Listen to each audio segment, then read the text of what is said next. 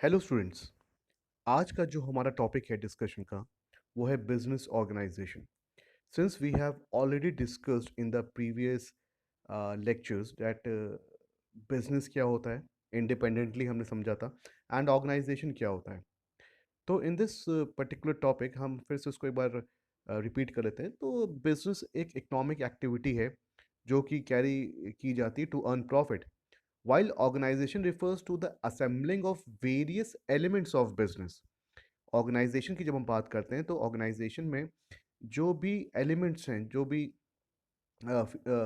चीज़ें हैं, बिजनेस के अंदर जो चीज़ें होती हैं उसको असेंबल करना ऑर्गेनाइजेशन का काम होता है। लाइक आपका वर्क फोर्स, ह्यूमन रिसोर्स को असेंबल करना, आपका कैपिटल है, आपके रॉ मटेरियल्स हैं, आपकी मशीनरी है, उनके बीच में एक कोऑर्डिनेशन बैठाना, उनके बीच में एक रिलेशनशिप बैठाना in order to establish a harmonious and functional relationship among them. ये होता है ऑर्गेनाइजेशन का मतलब। तो अगर हम बिजनेस ऑर्गेनाइजेशन को आपस में जोड़ के या एज अ कंप्लीट वर्ड देखें तो इसका मतलब होता है कि अब बिजनेस ऑर्गेनाइजेशन में be defined as the art of establishing effective coordination between different components of business so as to accomplish predetermined objectives. जो भी डिफरेंट कंपोनेंट्स है बिजनेस के, जैसे कि हमने बात करी, वर्क फोर्स है, कैपिटल है, रॉ मटेरियल्स है, उनको आपस में कोऑर्डिनेट करना ताकि जो प्री डिटरमाइंड ऑब्जेक्टिव है that is to earn profit वो हमारा अकम्प्लिश हो सके। So business organisation is the technique of efficient operations of industrial and commercial activities. तो ये एक टेक्निक है, हम कह सकते हैं कि ऑर्गेनाइजेशन, बिजनेस ऑर्गेनाइजेशन को यूज़ करते हुए हम अपने ऑपरेशंस को और अपनी कॉमर्शियल एक्टिविटीज़ को अच्छे से निभा सकते हैं, उसको कैरी कर सकते हैं। तो ये this is the basic introduction and definition of business organisation. इसमें आगे बढ़ते हैं तो we have the objectives of business organisation. Business organisation जब हम सेटअप करते हैं तो उसके ऑब्जेक्टिव क्या होते हैं? सबसे पहला ऑब्जेक्टिव होता है is the unity, unity of objective. जो भी ऑर्गेनाइजेशन है एंड जो भी ऑर्गेनाइजेशन के एलिमेंट्स हैं उन सब का एक ही उद्देश्य होता है, उन सब का एक ही लक्ष्य होता है, to achieve the objective of the organization, to achieve the common objective of the organization. The organization structure can be called sound only when it is able to achieve the desired objectives। हम कह सकते हैं कि organisation structure एक अच्छा structure है तभी ये पॉसिबल हो पाएगा कहना जब वो अपने डिजायर्ड ऑब्जेक्टिव्स को अचीव करे। दूसरा है एफिशिएंसी। एफिशिएंसी का मतलब ये है कि जो ऑर्गेनाइजेशन है उसके जो प्री डिटरमाइंड ऑब्जेक्टिव्स हैं वो ऑर्गेनाइजेशन मिनिमम पॉसिबल कॉस्ट में उसको हासिल करे, मैक्सिमम पॉसिबल सेटिस्फैक्शन प्रोवाइड करने की कोशिश करे to the members, and it should also contribute to the welfare of the society. हम कहते हैं ना कि organisation can not work in isolation, वो सोसाइटी से कुछ लेता है एंड सोसाइटी के लिए कुछ करता है, सोसाइटी को कुछ देता है। तो हमारा ऑर्गेनाइजेशन एफिशिएंट तभी है जब वो मिनिमम ऑफ कॉस्ट में अपने ऑब्जेक्टिव को हासिल करे, हमारे जो मेंबर्स हैं, ऑर्गेनाइजेशन के जो मेंबर्स हैं उनको सेटिस्फाई करे, मैक्सिमम सेटिस्फैक्शन प्रोवाइड करे एंड सोसाइटी को मैक्सिमम बेनिफिट्स दे। तीसरा ऑब्जेक्टिव है ऑर्गेनाइजेशन का, एक सक्सेसफुल ऑर्गेनाइजेशन का, कि वहाँ पे डिवीजन ऑफ वर्क की पॉसिबिलिटी होती है।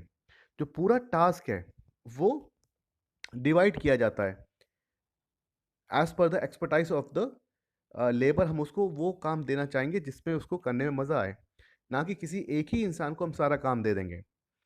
तो जो वर्क है वो डिवाइड होता है as per the activities, and वो एक्टिविटीज़ कौन करता है ये ऑर्गेनाइजेशन को डिसाइड करना पड़ता है। नेक्स्ट ऑब्जेक्टिव है हमारे ऑर्गेनाइजेशन का, that is your span of control. इसका मतलब है कि no executive should be required to supervise more subordinates. कोई भी आपका सुपीरियर है उसको पता होना चाहिए कि वो कितने सबॉर्डिनेट्स, कितने अपने जूनियर्स को ईजिली मैनेज कर सकता है। अगर बहुत ज़्यादा उसके अंदर लोग आ जाएंगे तो उसका जो मैनेजमेंट कैपेबिलिटी है वो कहीं ना कहीं लॉस हो जाएगी। तो एक मैनेजर के अंदर एक लिमिट होती है कि वो 2 3 या मैक्सिमम 4 या 5 लोगों को अच्छे से सुपरवाइज कर सके ताकि जो ऑब्जेक्टिव है हमारे ऑर्गेनाइजेशन का वो अच्छे से अचीव हो सके। नेक्स्ट है इसमें scalar principle. Scale up principle का मतलब ये होता है कि जो अथॉरिटी एंड रिस्पॉन्सिबिलिटी रिलेशनशिप है वो क्लियरली डिफाइंड होनी चाहिए। जो भी हमारा सबऑर्डिनेट है उसको ये पता होना चाहिए कि उसका सुपीरियर कौन है एंड किससे उसको ऑर्डर्स लेने हैं। From the highest level to the lowest executive सबको पता होना चाहिए कि उनकी अथॉरिटी क्या है, वो उनके पास पावर कितनी है एंड वो किस किस कामों के लिए रिस्पॉन्सिबल हैं। तो ये स्केलर चेन है, ये बहुत ही क्लियर होनी चाहिए, अनब्रोकन लाइन होनी चाहिए इसमें। इसके बाद हमारा आता है डेलीगेशन। डेलीगेशन का मतलब है कि जो भी काम हम डेलीगेट करते हैं अपने सबऑर्डिनेट्स को, अथॉरिटी डेलीगेट करते हैं, रिस्पॉन्सिबिलिटी डेलीगेट करते हैं, वर्क डेलीगेट करते हैं। जो भी चीज़ डेलीगेट करें वो प्रॉपर हो, एडिकेट हो। अगर वो इम्प्रॉपर होगी, कम होगी डेलीगेशन में, अगर हमने अथॉरिटी कम दे दी या रिस्पॉन्सिबिलिटी कम दे दी, तो हमारा जो रिजल्ट है, एक्सपेक्टेड रिजल्ट है, वो अचीव नहीं होगा। वर्क बहुत ज़्यादा है, हमने डेलीगेट किया, अपने जूनियर को बहुत ज़्यादा वर्क डेलीगेट किया, लेकिन उसको करने की अथॉरिटी नहीं दी, तो वो रिजल्ट अचीव नहीं होगा। या अथॉरिटी तो दी लेकिन रिस्पॉन्सिबिलिटी नहीं दी, तो अगेन हमारा जो रिजल्ट है वो अचीव नहीं होगा। तो delegation should be done properly. Then आता है हमारा फंक्शनल डेफिनेशन। फंक्शनल डेफिनेशन क्या कहती है? The duties and authority relationship different individual must be clearly defined so there is no confusion and overlapping. आपको चीज़ें डिफाइन करनी होती हैं, आपको ड्यूटीज डिफाइन करनी होती है विद इन द ऑर्गेनाइजेशन, आपको अथॉरिटी डिजाइन करनी होती है, ताकि किसी के दिमाग में ये कन्फ्यूजन ना रहे कि उसको क्या करना है एंड क्या नहीं करना है, या दूसरे के काम में वो ओवरलैप ना करे। Unity of command is one of the important element of organization. Each person should receive orders from only one superior and be accountable to him. जो भी जूनियर्स हैं वो एक ही इंसान से ऑर्डर्स लें एंड उन्हीं को अकाउंटेबिलिटी होती है। Unity of direction, there must be one head. अगर ग्रुप ऑफ एक्टिविटीज़ हैं तो ग्रुप ऑफ एक्टिविटीज़ का एक हेड होगा एंड एक प्लान होगा। अगर एक से ज़्यादा हेड हो जाएंगे या एक से ज़्यादा बॉस हो जाएंगे या एक से ज़्यादा प्लान हो जाएंगे तो अगेन कन्फ्यूजन होगा कि किसका प्लान को हम एक्सेप्ट करें या किसकी बातें हम सुने। तो यूनिटी ऑफ डायरेक्शन होना बहुत ज़रूरी है किसी भी बिजनेस ऑर्गेनाइजेशन में। And the last point is exception principle. Exception principle ये कहता है कि जो भी मैनेजर है he should take all the decision within the scope of his authority. जितने भी वो उसके अथॉरिटी, जो भी उसका जो फ्रेमवर्क है, जो दायरा है, उसके अंदर जो भी चीज़ें आती हैं उसका वो डिसीजंस ले सकता है जो उसकी अथॉरिटी में है। लेकिन कभी कभी कुछ ऐसे चीज़ें आती हैं जहाँ पे वो डिसीजंस नहीं ले पाता है, जिसको हम कहते हैं एक्सेप्शनल केसेस।